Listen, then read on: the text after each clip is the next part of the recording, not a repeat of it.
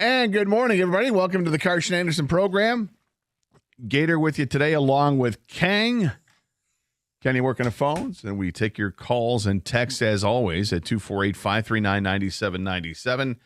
And look, there's no other place to start than what happened last night. We had the All-Star game last night in Atlanta, or Atlanta adjacent, and I thought it was great. I thought it was a home run for baseball.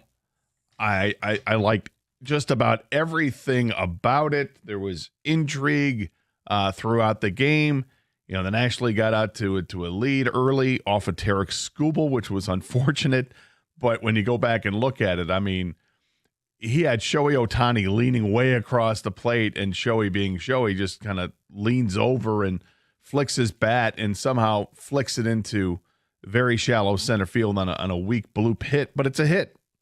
And then next batter up steps up to the plate and, as an opportunity against Skubal, and that was Ronald Acuna Jr., and hits the slowest ground ball you'll ever see over to second base. Gleyber Torres, by the time he gets it, Acuna's already at first base, and then he got two on, nobody out.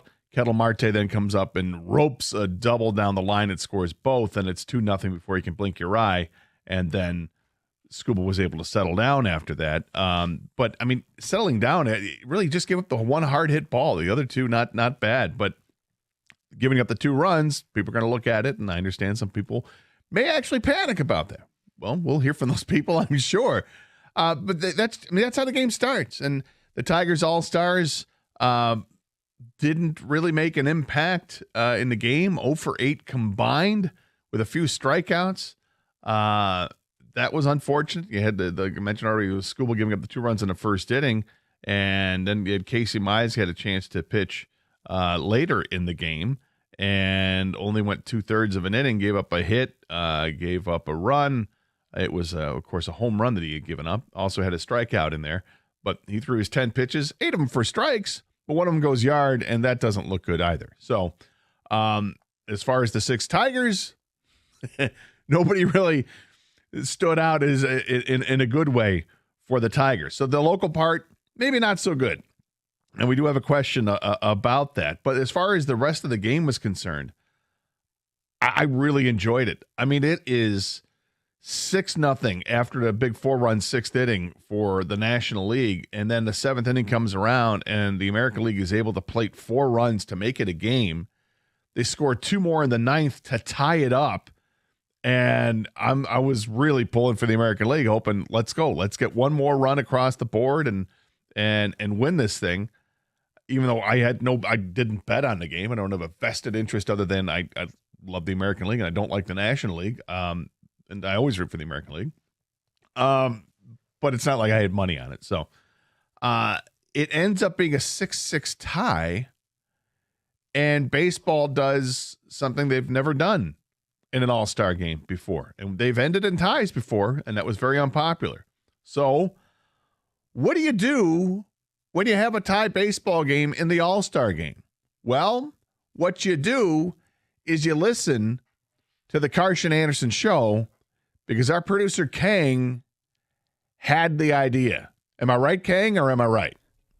Listen, man, no one's going to remember this but me, because it was my one of my most random ideas, but I brought up to you and Doug years ago about having baseball go into basically a home run derby swing-off style like they did last night, the All-Star game, instead of extra innings. And it was just I think at the time we were talking about how, the popularity of baseball wasn't growing as fast as they wanted to. I think the fan base was older than they wanted to. Yep. And I had this crazy idea of just having, and it was a little different what they did last night, but what they did last night was totally fine. It was you pick a player from your own team, you get certain amount of pitches, and you just see who has more home runs. And then you continue until you find a winner. The fans get to watch basically a walk-off home run, things like that. It would lead Sports Center because it'd be exciting, and it was radical, extreme. People didn't like it, but last night, and maybe it's just for the All-Star games or whatever, but it showed how exciting it can be, and it was exciting. Was it not, Gator? No, it was very exciting last night, and